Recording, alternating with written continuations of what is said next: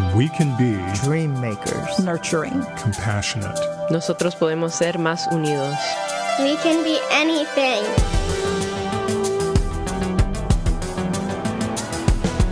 I'm Grant Oliphant. This is We Can Be.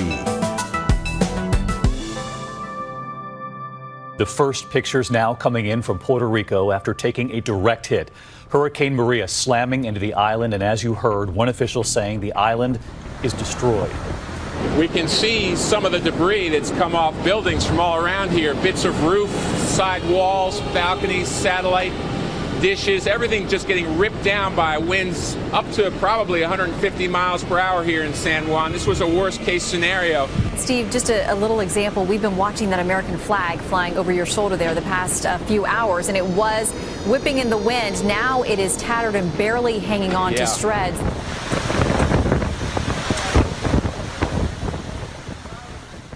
Our guest today came to international prominence as a strong and vocal advocate for relief during the aftermath of Hurricanes Irma and Maria.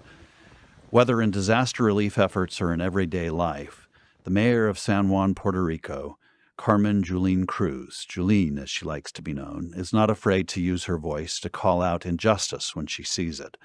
While her refreshing honesty has gained her international acclaim, she is also making strides as a proponent of green energy policy that just might make Puerto Rico an example of equitable sustainability for the U.S. and the world.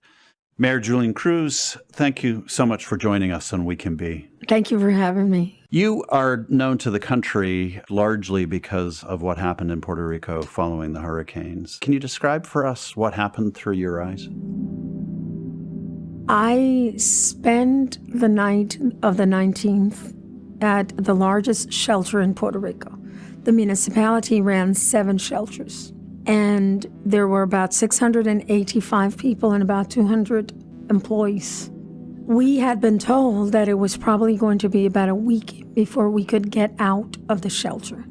There is nothing, I think, more devastating than the feeling of impotence. I knew that things were never going to be the same. I knew that the people that were there were probably not going to have anything when they went back home, because the people that go to shelters are those that are more vulnerable. So we had prepared as much as we could prepare. We had 20 power lights and 10 generators. We had food and water for about a month, medicine for 2 months, and surgical equipment for 2 months. But we weren't expecting what we saw when we went outside. It looked like a bomb had hit.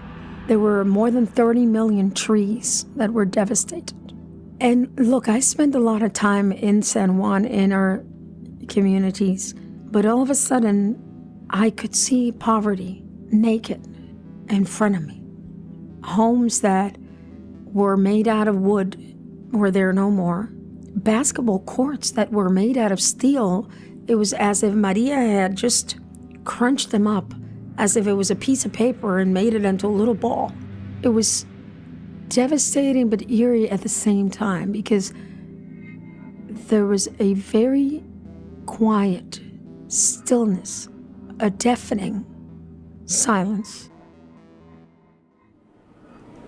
There was a dusk to dawn curfew, so now that the curfew's over, people are out and about, milling around, many of them surveying the damage themselves. The only noise we hear right now in San Juan is coming from generators. That's the only lifeline these people have.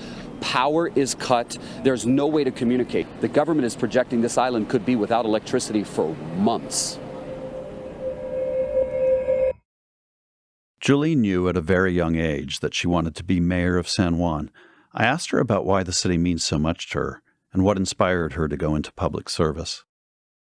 Well, I was born in San Juan, 1963. I lived there all my life, except for a small 12-year hiatus that I went to Boston University and then came to Carnegie Mellon, to the Heinz School. One of the things that I liked about Pittsburgh, it was that it was like San Juan, that soul, that connectivity amongst people, that being able to help one another, despite our differences. When you grow up in San Juan, you grow up with the memory of a mayor called Felisa Rincon. But she was a person that put equality for all above everything. As I grew up, I wanted to be Alcaldesa de San Juan, which means mayor, but I couldn't say it. I'm heavily dyslexic, so I would say Alcaldesa. I couldn't say Alcaldesa. There's actually an 8mm movie in my house where my mother has me in her arms and my father asks me, what do you want to be when you grow up? And I say, Alcaldesa de San Juan. You knew then? I knew. And then I come from a family of public servants. My father worked in the government. My mother was a substitute teacher.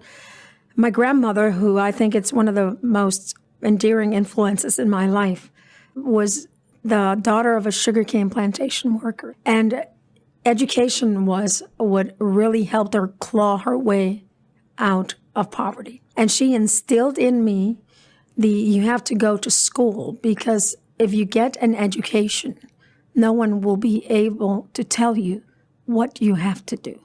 You can draw your own path. My parents made me go through these things called arriba corazones, raise your heart. And they would wake my brother and I at 4 a.m, and they would take just a thermos of coffee and a loaf of bread. And we would go by the road where the sugarcane plantation workers were working.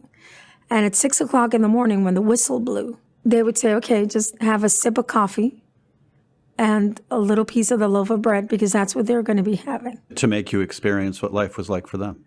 Somewhat, right? And they said, and never forget where you came from, because that's the only way you'll find out where you want to go. So this call to service emerges in you. In 2009, you became a member of the House of Representatives in Puerto Rico. Then 2012, you became mayor. I don't ever go to City Hall, very seldomly. My office is at a trailer in a park. So I'm a trailer park mayor. Love it. We have this huge trailer, and it's got 3 different areas. And we have all the meetings from there. I also have a mobile office that I take to the different sites around San Juan. City Hall is where the people are. There is a thing about City Hall and the power that it represents that makes people forget that they have the power. So if you're at a trailer in a park and the park is open, people can literally knock on your door and say, hello, Mayor, I'm here, I have this issue. I think people will let you lead them if you follow them. Leadership should be a reflection of people's inner strengths and should confront them with their weaknesses. It should be transformational. Yulín has described San Juan as a city for everyone and shared how she aims to be a mayor who represents everyone. But when the hurricanes hit, that philosophy was suddenly put to the test in the context of a federal government response that was spectacularly underwhelming, with civilians and philanthropy springing into action to take their place. We were told that FEMA was there. We were told before the hurricane that FEMA was there. And I'm getting this mayors from 11, 12, 13 towns coming to me saying, Yulín, please, I have no food. I came to get the food from FEMA, and FEMA told me to come back on Monday, and it's Thursday. I have no food. Help me. Rules kept on changing. People kept on changing. And all of a sudden, we started hearing excuses. The grid was in bad shape before the storm. And this isn't like Florida, where we can go right up the spine, or like Texas, where we go right down the middle and we distribute. This is, a thing called the Atlantic Ocean.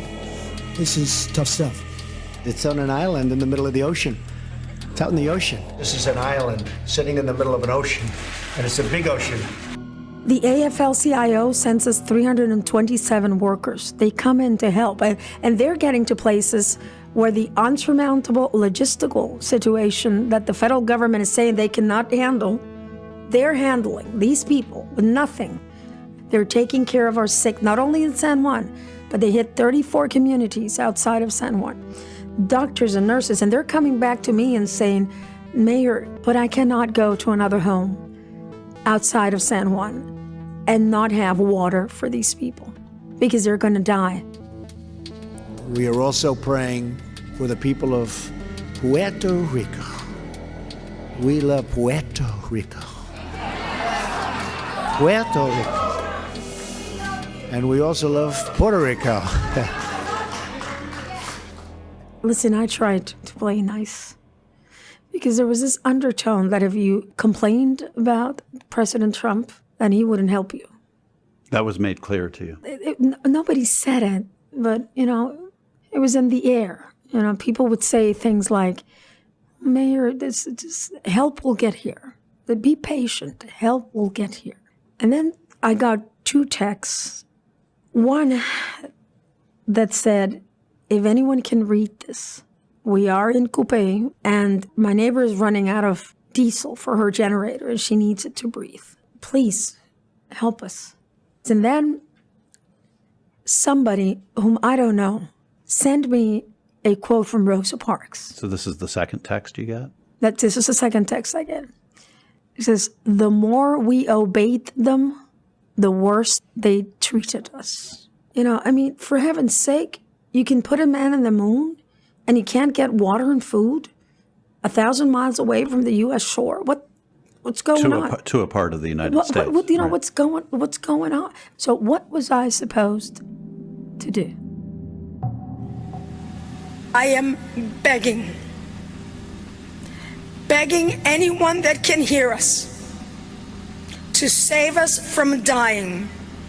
If anybody out there is listening to us, we are dying, and you are killing us with the inefficiency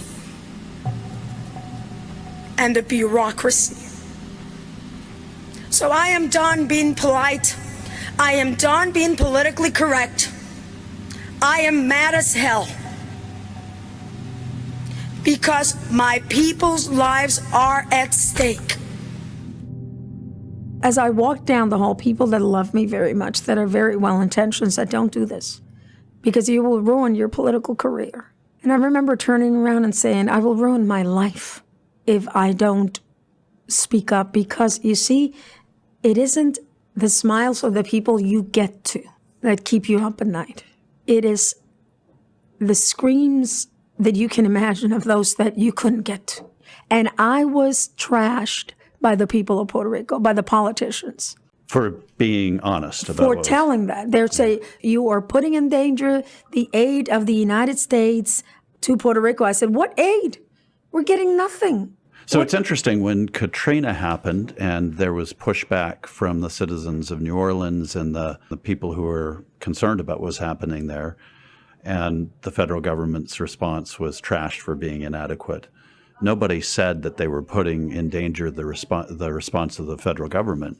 So why did you face that backlash? Well, it's colonialism. This is a story of the slave that lives in the house and thinks they're less of a slave than the slaves that works the cotton fields. I mean, to me, there is nothing more American than demanding your rights, than telling the truth and holding government accountable. So you do this, and the master responds how? The president responds by doing he's what? Tweeting, he instead of being commander-in-chief, he becomes hater-in-chief. From the comfort of his golf club here in Bedminster, another tweet storm. The president lashed out at San Juan's mayor. Such poor leadership ability by the mayor of San Juan and others in Puerto Rico who are not able to get their workers to help, he tweeted. They want everything to be done for them when it should be a community effort. 10,000 federal workers now on the island doing a fantastic job. The acting secretary of Homeland Security says, quote, this is a good news story. It is really a good news story in terms of our ability to reach people and the limited number of deaths that have taken place in such a devastating hurricane. The official death count is 16, and there has been some fear and speculation, quite frankly, from people on the island who've heard rumors, as I did, from local officials on the ground in some of the hardest hit areas, that the death count is far higher. The death toll here is up to 51, including 2 more cases of a rare bacterial disease after the storm. Everybody has said it's amazing the job that we've done in Puerto Rico. We're doing a great job. We have had tremendous reviews. The governor made incredible statements about how well we're doing. I mean, I think we're really getting really good marks for the work we're doing. In Texas and in Florida, we get an A+. And I'll tell you what, I think we've done just as good in Puerto Rico. We have done an incredible job, and that's the truth.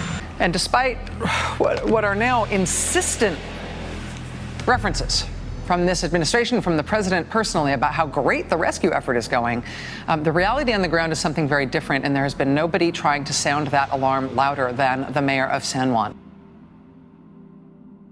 So your outspokenness, though, and your personal leadership result in the president finally coming to the island. Can you describe that meeting for us? It was a very difficult meeting for me to go. I thought, should I go? Should I not go? And then I said, no, I represent the people of San Juan. So if I was willing to say this on a press conference, I must be willing to say it to him. I have been told the president of the United States has a habit of pulling people in when he shakes your hand. And it seemed to me like he didn't want to say hello to me. But the press was behind me and said, President, the mayor. I waited for him to put his hand out. I shook his hand as hard as I could, and we both pulled at the same time. I don't think he was expecting it. And I said, Mr. President, this isn't about politics. This is about saving lives. He just looked over me, and he said, thank you, everybody. Thank you for being here. So he just totally disregarded what I was saying. Never acknowledged. Never acknowledged it. That was his time to show off in front of the world. All he had to say was, Mayor, you're absolutely right. That's why I'm here. But you see, he wasn't there to help. He was there to throw paper towels. And the truth is that that does not represent the value of the American people. So you have the American government failing the Puerto Rican people, and you have the American people, the Latino community in the United States, the Puerto Rican diaspora in the United States, just doing everything they could and getting it done. And this man can only get there to throw paper towels. It's been nearly 3 months since a hurricane slammed Puerto Rico. Many living there still need help, as a local college student is doing what she can to lead those efforts from her dorm at Carnegie Mellon. Through crowdfunding, she has managed to raise several $1,000s, and she has organized countless private charters to get that needed aid down to the island.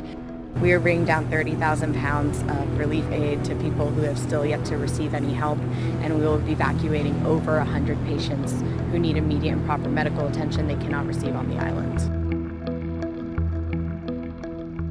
There is a unfortunate history of the American government's response to tragedy and crisis being underwhelming when racial dynamics come into play. So if you think about the aftermath of Katrina, think about what happened in Flint, Michigan with the lead crisis, you think about Cancer Alley.